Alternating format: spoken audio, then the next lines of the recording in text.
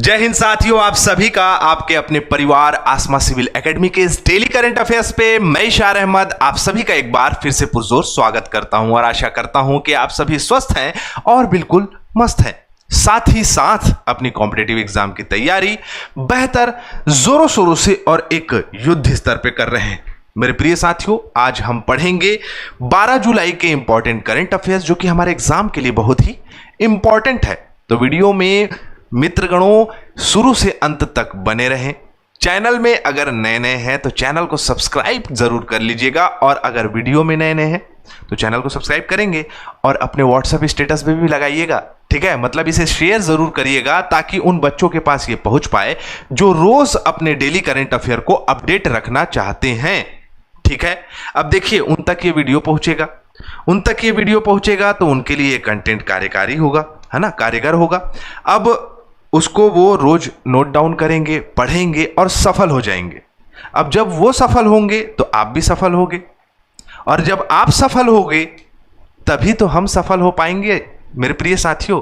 मतलब आपकी सफलता में ही हमारी सफलता छुपी हुई है। तो वीडियो को शेयर करना ना भूलें। चलिए ज्यादा समय ना लेते हुए अपना सत्र प्रारंभ करते हैं और आज हम पूर्व प्रधानमंत्री आदरणीय सम्माननीय अटल बिहारी वाजपेयी जी के इन स्वर्णिम शब्दों को पढ़ेंगे। अटल बिहारी वाजपेयी जी कहते हैं, कंधों से कंधा लगाकर कदम से कदम मिलाकर हमें अपनी जीवन यात्रा को लक्ष्य प्राप्ति के शिखर तक ले जाना है। अगर आपने अटल बिहारी वाजपेयी जी के स्वर्णिम शब्दों को अगर सुना होगा तो हर एक शब्द में भारत के कल्याण की विशेषता उनके शब्दों में झलकती नजर आई है और हमेशा से भारत की उन्नति ही उनका क्या रहा है, लक्ष्य रहा है। तो मेरे प्रिय साथियों, याद रखिएगा, भारत उन्नति तब करेगा जब आप मेहनत करेंगे और मेहनत करके सफलता प्राप्त करेंगे। ठीक है, चलिए लास्ट टाइम मैंने प्रश्न पूछा था, हाल ही में अंतरराष्ट्रीय क्रिकेट परिषद ने जुलाई 2025 में किसे अपना मुख्य कार्यकारी अधिकारी मतलब चीफ एग्जीक्यूटिव ऑफिसर मतलब सीईओ नियुक्त किया है? इनमें से नाम क्या होगा? बी ऑप्शन सही होगा, संजोग गुप्ता। और मैंने बताया था कि ये मीडिया कर्मी के रूप में अपने करियर की शुरुआत किए थे और आज जो है आईपीएल, प्रो कबड्डी से लेकर बहुत सारी जो है आपके इन्होंने इवेंट में अपना प्रतिनिधित्व दिखाया है, अपना काम किया है, इसमें काम लगाया है। तो आईसीसी में, इंटरनेशनल क्रिकेट काउंसिल में इनको ये जगह मिली है सीईओ के तौर पे। तो आइए आंसर देखते हैं। साक्षी ने कहा है, धमतरी जिले को छत्तीसगढ़ में मछली पालन मत्स्य पालन के लिए सर्वश्रेष्ठ जिला माना जाता है। सही है, लेकिन सर्वश्रेष्ठ जिला अगर देखें, मैंने सवाल किया था कि मत्स्य पालन ज्यादा कहाँ होता है। अब धमतरी जिले को क्यों माना जाता है? क्योंकि वहाँ ज्यादा डैम्स हैं, महानदी का उद्गम क्षेत्र है, तो वहाँ मत्स्य पालन होता है। ये अच्छा है, डाटा के अनुसार कोई दिक्कत नहीं है। लेकिन कांकेर जिला जो है वहाँ मत्स्य पालन एक प्रकार से देखा जाए तो लोगों की आय का एक साधन बन चुका है। कांकेर में पखांजूर वाले क्षेत्र में, पखांजूर से थोड़ा आगे जाएंगे तो बहुत सारे सेक्टर्स में 1971 के पलायन करने वाले जो बांग्लादेशी रहे हैं उन लोगों को जगह प्रोवाइड कराया गया था रहने के लिए, निवास करने के लिए, बसने के लिए। और आज देखेंगे तो लगभग 5 एकड़ के आसपास एक एक व्यक्ति को, एक एक परिवार को दिया गया था। तो उसमें तालाब खोदकर वो मत्स्य पालन का कार्य करते हैं, हाइब्रिड फल भी लगाते हैं, हाइब्रिड जो है सब्जियां भी लगाते हैं और अपने रोजगार को प्राप्त करते हैं। ठीक है, सही कहा है आपने। रोशनी देवांगन ने कहा है संजोग गुप्ता, बी आंसर बिल्कुल सही है। उसके बाद आंसर ए दिया है नेक्स्ट क्वेश्चन का आंसर है, साक्षी ने भी आंसर दिया है बी ऑप्शन संजोग गुप्ता, बिल्कुल सही है ना। अब इधर पढ़ लेते हैं, क्या नाम है, कंगन नहल्ली। हाँ, स्क्रिप्चर आपका इंस्क्रिप्शन, हाँ इंस्क्रिप्शन मतलब शिलालेख जो है वो आपका प्रसिद्ध है किसके लिए? तो अशोक के दक्षिण में उसके नाम के लिए। ठीक है, तो बोधि वृक्ष बिहार के निरंजना नदी के किनारे है, ये भी पूछा होगा मैंने। क्या बात है, शानदार। तो इसको उस क्वेश्चन में देखेंगे क्या? चलो वो सब उधर ही आते हैं। मछली पालन के लिए छत्तीसगढ़ का कांकेर जिला प्रसिद्ध है, ये भी सही है। ठीक है, उत्पादन के लिए जा सकते हैं और प्रसिद्धि के लिए आप कांकेर जिले को समझ सकते हैं। धमतरी उत्पादन के लिए बिल्कुल सही है और प्रसिद्धि के लिए दुधवा जो आपका क्षेत्र है ना, कांकेर में दुधवा जलाशय है, वहाँ पर मछली पाली जाती है और विदेश में भी जो है एक्सपोर्ट किया जाता है ना। चलो, सूर्या ठाकुर ने बी आंसर दिया है। संजोग गुप्ता, बहुत बढ़िया सूर्या, आपका स्वागत है, बहुत दिन बाद दिखते हो, वैसे अभी कंसिस्टेंट हो, है ना। चलो, निम्नलिखित में से किस उभारदार मूर्ति शिल्प जिसे रिलीफ स्कल्पचर कहा जाता है, इंग्लिश पढ़ लेना था मेरे को, ठीक है, शिलालेख में अशोक के प्रस्तर रूप चित्र के साथ रान्यो अशोका ऐसे लिखाया हुआ है, मतलब राजा अशोक उल्लेखित है, तो वो है कंगनहल्ली कर्नाटक के बेंगलुरु में है ना। यहाँ पर जो है अशोक की रानी के साथ प्रस्तर रूप से चित्र उत्कीर्ण किया गया है, जिसे रान्यो अशोक लिखा गया है, मतलब राजा अशोक लिखा गया है, ठीक है। तो इस प्रकार से आपको यहाँ के शिलालेख मिलेंगे, बहुत पुराने हैं, लेकिन जो आर्कियोलॉजिकल सर्वे ऑफ इंडिया वाले रहते हैं उन लोग जो है अपना प्रमाणीकरण इसमें करते हैं। खैर, अब इधर आंसर आ जाते हैं। आंसर जो है रोशनी ने बिल्कुल सही दिया है। बोधि वृक्ष बिहार के निरंजना नदी के किनारे, फाल्गु नदी भी कहते हैं, इसके किनारे जो है गौतम बुद्ध जी को क्या हुआ था, ज्ञान की प्राप्ति हुई थी। एकदम सही कहा है इन्होंने, वेरी गुड, शानदार, जबरदस्त, जिंदाबाद। चलो आ जाते हैं। पांडुलिपि विरासत के माध्यम से भारत की ज्ञान की विरासत को पुनः प्राप्त करने विषय पर अंतर्राष्ट्रीय सम्मेलन 11 से 13 सितंबर 2025 को कहां आयोजित किया जाएगा। देखो, पांडुलिपि विरासत के माध्यम से भारत ज्ञान विरासत को पुनः प्राप्त करने के लिए प्राप्त करने के विषय पर अंतर्राष्ट्रीय दिवस मनाया जा रहा है। कब मनाया जाए, कहां मनाया जाएगा, तो भारत मंडपम नई दिल्ली में मनाया जाएगा। अब इसकी घोषणा जो है वो परसों गुरु पूर्णिमा के दिन जो है वो आपका किया गया है भारत सरकार के संस्कृति मंत्रालय के द्वारा। अब 11 से 13 सितंबर ही क्यों सही है, मतलब क्यों उसी समय रखा गया है, तो मैं आप सभी को बताना चाहूंगा कि 11 सितंबर सन 1893, यहां दिख रहा है आपको, हमारे भारत देश के एक बहुत ही शानदार जबरदस्त पर्सनालिटी स्वामी विवेकानंद जी कहाँ गए थे, शिकागो में गोलमेज सम्मेलन में गए, और उनका जो संबोधन था वो ऐसा था कि अमेरिका के बहनों और भाइयों, ठीक है, सबसे पहले उन्होंने माता सरस्वती को जो है प्रणाम किया और जो है कहा अमेरिका की बहनों और भाइयों, है ना, ऐसे उन्होंने अपना भाषण शुरुआत किया। तो उसी को याद करते हुए ये 11 से 13 सितंबर 2025 को भारत मंडपम नई दिल्ली में हाइब्रिड मॉडल में, मतलब ऑनलाइन भी होगा और ऑफलाइन भी होगा, जिसमें पांडुलिपि की जागरूकता के लिए, पांडुलिपि को संजोने के लिए, पांडुलिपि की प्रसिद्धता के लिए, बेहतरी के लिए ये कार्य किया जाएगा, ठीक है, जिसमें भारत की ज्ञान परंपरा को वैश्विक स्तर पर पुनः स्थापित किया जाएगा, अंतर्राष्ट्रीय सहयोग, शोध, नवाचार को बढ़ावा दिया जाएगा, युवाओं को भारत की गुण और समृद्ध परंपराओं से जोड़ने का कार्य किया जाएगा, ठीक है, तो आपको याद रहेगा। चलो, संस्कृति मंत्री कौन है, गजेंद्र सिंह शेखावत जी, याद रखिएगा, है ना, ये इंपॉर्टेंट है। चलो अगला प्रश्न हमारे स्क्रीन पे ये रहा। ओ माय गॉड, इनको जानते हो, क्या नाम है इनका, कालनेमी रामायण काल में एक ऐसा राक्षस था जो किसी का भी रूप धारण करने में सक्षम था।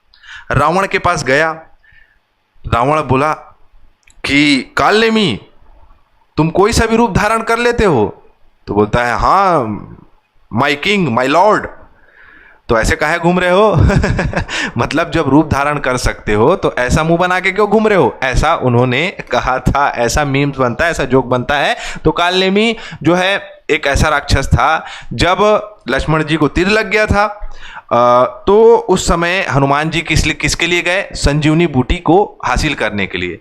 तो रास्ते में उनका ध्यान को भ्रमित करने के लिए ये कालनेमी आया और हनुमान जी पहचान गए और उसको फिनिश कर दिए, ठीक है। चलो, तो कहा कि भाई उत्तराखंड के सरकार ने इसे चालू किया है। अब क्यों किया है, सबसे बड़ा मुद्दा, उत्तराखंड के मुख्यमंत्री पुष्कर सिंह धामी ने चालू किया है ऑपरेशन कालनेमी। यहां पढ़ने की जरूरत नहीं है, ये आपको लोगों को दिख जाएगा। आजकल बाबाओं का बहुत प्रचलन चल रहा है, जिसमें संत बाबा बन के जो है लोगों को बहुत सारे ज्ञान देते हैं और लोगों से बहुत सारे आडंबरों को करवाते हैं। तो इसी पहल को करते हुए सच्चे संतों की तलाश, और जो फ्रॉड है, जो फ्रॉड कर रहे हैं, पैसा कमाने के लिए काम कर रहे हैं, उन लोगों को अब सरकार की पुलिस जो है पकड़ेगी। धोखाधड़ी करने वाले नकली साधुओं की पहचान करेंगे, कानूनी कार्यवाही के जरिए उन्हें रोकेंगे, सच्चे संतों की प्रतिष्ठा की रक्षा भी की जाएगी और लोगों को धार्मिक अंधविश्वास और छलावे से बचना सिखाएंगे कि भैया ये सब चीज बेवकूफ बना रहे हैं आपको, रॉन्ग नंबर है। देखे हो ना पीके, रॉन्ग नंबर लग जाता है हमेशा। तो वही है कहानी। चले आगे। तो काल नेमी जो है वो भ्रमित करने के लिए था। काल नेमी को रावण ने सही कहा था, जब ये चेंज कर सकता था अपने रूप को तो ऐसे क्यों रहता था? सोचो ना, ऐसे रहने में हो सकता है कि रावण, मतलब रावण बोलता हूँ, राक्षसों में होता होगा कि जो ज़्यादा खतरनाक दिखेगा वो ज़्यादा हैंडसम होगा। जैसे इंसान में क्या होता है, जो अच्छे से सज धज के संवर के रहता है वो हैंडसम कहलाता है। तो राक्षसों में ये अलग प्रथा होगी, ऐसा भी तो हो सकता है ना, साइकोलॉजी उनकी अलग होगी। चलो वापस आ जाते हैं प्रश्न की ओर। हाल ही में निम्न में से किसे हिंदुस्तान यूनिलीवर लिमिटेड का नया सीईओ और प्रबंधक निदेशक नियुक्त किया है, जो 1 अगस्त 2025 से पदभार संभालेंगी? देख सकते हैं आप इनको। इनका नाम है प्रिया नायर। 1995 में इन्होंने हिंदुस्तान यूनिलीवर लिमिटेड को ज्वाइन किया था। हिंदुस्तान यूनिलीवर जो है वो क्या है, तो आपका एक जानी मानी उपभोक्ता वस्तु कंपनी है, ठीक है, जो कि भारत में उपभोक्ता वस्तुओं के लिए कार्य करती है। उनकी सीईओ बन जाएंगी कौन? तो प्रिया नायर जी। ये दिख रही हैं आपको, ठीक है। तो आपको याद रखना चाहिए हिंदुस्तान यूनिलीवर जो है 1933 में बना है, मुंबई में मुख्यालय है। प्रिया नायर इनकी सीईओ रहेंगी, ठीक है। चलो आगे बढ़ते हैं। हाल ही में 10 जुलाई 2025 को आयोजित पूर्वी क्षेत्रीय परिषद की 27वीं बैठक की अध्यक्षता किसने की? तो देखो भाई, आप फोटो में देख लिए होंगे, केंद्रीय गृह मंत्री और सहकारिता मंत्री आदरणीय सम्माननीय अमित शाह जी इसकी अध्यक्षता किए हैं। अब सबसे पहले ये आना चाहिए दिमाग में कि पूर्वी बैठक क्या है, पूर्वी सॉरी आपका क्या बताया मैंने, पूर्वी क्षेत्रीय परिषद क्या है? पूर्वी क्षेत्रीय परिषद जो है मेरे प्रिय साथियों, भारत को अलग अलग भागों में डिवीजन वाइज डिवाइड किया गया है। किन कारणों के लिए? सीमा विवाद हल करना, इंटर स्टेट ट्रांसपोर्ट की परिस्थिति को बेहतर करना, भाषाई अल्पसंख्यकों से जुड़े मुद्दे का सामाजिक समाधान करना, आर्थिक योजनाओं और तालमेल संघीय ढांचे को मजबूत करने का कार्य है। समझ में आया? जिसको अलग अलग भागों में विभक्त किया गया है। तो ये क्या है? पूर्वी क्षेत्रीय परिषद। वैसे पश्चिमी है, वैसे ही उत्तरी क्षेत्रीय परिषद है, मध्य क्षेत्रीय परिषद है, दक्षिणी क्षेत्रीय परिषद है, पूर्वोत्तर परिषद है जो कि 1971 में बना है। तो इस प्रकार से इसे विभाजित किया गया है और इसकी 27वीं बैठक जो है कहाँ हुई थी कि तो आपका अध्यक्षता रांची झारखंड में किसने की है? 10 जुलाई में अमित शाह जी ने, जो कि हमारे भारत देश के सहकारिता मंत्री और केंद्रीय गृह मंत्री भी हैं, ठीक है। तो ये आप याद रखें। और ये परिषदों को आप देख सकते हैं, जैसे पूर्वी परिषद झारखंड, बिहार, उड़ीसा, पश्चिम बंगाल है, महाराष्ट्र, गुजरात, गोवा, दमन दीव, दादर नगर हवेली पश्चिमी के अंतर्गत आते हैं, पंजाब, हरियाणा, हिमाचल प्रदेश, राजस्थान, दिल्ली, जम्मू कश्मीर, लद्दाख, चंडीगढ़ उत्तरी परिषद के अंतर्गत आते हैं। तो इस प्रकार से इसे क्या कर दिया गया है? विभक्त कर दिया गया है। और यहाँ के सीमा विवाद, इंटर स्टेट ट्रांसपोर्टेशन, भाषाई अल्पसंख्यकों की समस्या, सामाजिक समस्या, आर्थिक समस्या, ये सब सारी चीजों का निराकरण करते हैं और इसमें रास्ता निकालते हैं, ठीक है। तो झारखंड में हुआ है। अब आते हैं कहाँ? तो क्षेत्रीय परिषद की वैधानिक निकाय है। राज्य पुनर्गठन अधिनियम 1956 के द्वारा इसे बनाया गया था। चले आगे। अगला प्रश्न हमारे स्क्रीन पे ये रहा। सेमीकंडक्टर बहुत बन रहा है आजकल। तो हमारे भारत देश में सेमीकंडक्टर इंडिया 2025 के अगले सेमीकंडक्टर पावर हाउस का निर्माण सम्मेलन प्रदर्शनी का 4था संस्करण कब और कहां आयोजित किया जाएगा? तो मैं आप सभी को बता दूं कि 2 और 4 सितंबर 2025 को नई दिल्ली में इसे आयोजित किया जाएगा। और सेमीकंडक्टर से संबंधित जो मतलब उसके निर्माण से संबंधित उसके मतलब किस प्रकार से हम उसमें बेहतरी कर सकते हैं, अपनी जो जनसंख्या पूंजी है, 140 करोड़ जनसंख्या है, उस जनसंख्या पूंजी को किस प्रकार से इसमें लगा सकते हैं, उन जनसंख्या को किस प्रकार से इसके विकास में लगा सकते हैं, इसके लिए बैठक होगी। तो आप देख सकते हैं भारत में वैश्विक सेमीकंडक्टर हब के रूप में स्थापित करना, सेमीकंडक्टर डिजाइन, मैन्युफैक्चरिंग और इनोवेशन को बढ़ावा देना, उद्योग नीति, शिक्षा, निवेश क्षेत्र में लोगों को मंच प्रोवाइड करना, ठीक है। यह मुख्य रूप से काम है भारत सेमीकंडक्टर के क्षेत्र में। में जोरदार काम करने जा रहा है और कर भी रहा है, जिसका चौथा संस्करण 2 से 4 सितंबर 2025 को आयोजित कराया जाएगा। ठीक है, चलो ज्यादा तेज तो नहीं हो रहा है ना, चलो कोई बात नहीं। भारतीय नौसेना 18 जुलाई 2025 को पहला विशेष श्रेणी का गोताखोरी सहायता तोप निस्तार नौसेना में शामिल करेगी। इसका निर्माण किस भारतीय शिपयार्ड द्वारा करा गया है? एक्चुअली ये मदर शिपयार्ड का भी काम करेगी। मदर शिपयार्ड क्या होता है? एक बड़ा जहाज है जिसके पीछे पीछे एक संभालने वाली उसकी मदर शिपयार्ड आएगी, ताकि उसमें गोताखोरी किया जा सके, लोगों की जान बचा सके, लोगों और किसी भी प्रकार से अगर कोई टेक्निकल एरर आ रहा है तो उसको ठीक किया जा सके, ऐसे हम समझ सकते हैं। ठीक है, तो किसके द्वारा बनाया जा रहा है? तो हिंदुस्तान शिपयार्ड लिमिटेड, जो कि विशाखापट्टनम में स्थित है। कहाँ स्थित है? विशाखापट्टनम, जिसे हम वाइजैक के नाम से जानते हैं। गए हो घूमने के लिए? मस्त जगह है, शानदार। ऋषिकोंडा बीच जाएंगे और बहुत सारे बीच हैं वहां पर, तो वहां जाएंगे तो प्रॉपर आप बहुत एंजॉय कर सकते हैं। ठीक है, चलो। निस्तार भारतीय नौसेना का पहला स्वदेशी गोताखोरी सहायता पोत है, जो कि आपका एक मदरशिप के रूप में भी काम करेगा। मैंने बता दिया है। 120 मीटर की लंबाई है इसकी, 10,000 टन से अधिक वजन ले जा सकता है ना। डायनामिक पोजीशन सिस्टम में समुद्र में स्थिर रहेगा और इसमें जो है आपका समुद्र में टिकने की क्षमता है और 15 टन क्षमता वाली समुद्री क्रेन हेलीकॉप्टर संचालन की सुविधा भी इसमें रहेगी। ठीक है, बस यही याद रखें, ज़्यादा अच्छा है। इतिहास और विरासत। पहला निस्तार पोत जो है 1969 में सोवियत संघ से मिला था। 1971 में जो है कमीशन हो गया था, मतलब हो गया था कंप्लीट उसका। 2 साल के बाद टाटा बाय बाय। नए स्टार पोत का आदर्श वाक्य है सुरक्षित यथार्थ शौर्यम, अर्थात सटीकता और बहादुरी के साथ बचाव करने का कार्य करेगा ये निस्तार। ठीक है, चलो। भारतीय नौसेना 1950 में बना है, नई दिल्ली में मुख्यालय है। शानो वरुणा, अर्थात जल देवता हमें आशीर्वाद दें, ये इसका आदर्श वाक्य है। चलो आगे बढ़ते हैं, अगला प्रश्न। नहीं, अब रिवीजन करेंगे। 11 जुलाई को विश्व जनसंख्या दिवस। जनसंख्या को कंट्रोल करो। नमीबिया में प्रधानमंत्री नरेंद्र मोदी जी को order of the most ancient Welwitschia mirabilis से जो है सम्मानित किया गया है।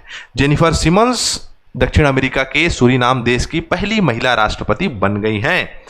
एल&टी शिपयार्ड कुट्टुपल्ली में जो है कील लेइंग का काम चालू कर दिया गया है, मतलब कि वहाँ जहाज बनाने का कार्य चालू कर दिया गया है, कल मैंने बताया था।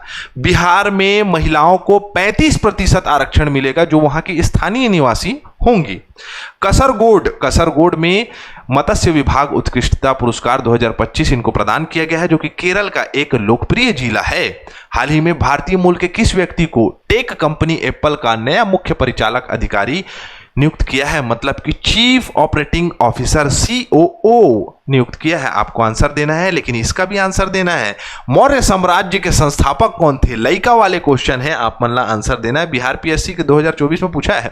ठीक है, चलो, तो हमारा सत्र यही कंप्लीट होता है। वीडियो को शेयर करना ना भूलें। इसी के साथ मैं इजाजत चाहूंगा। जय हिंद, जय भारत।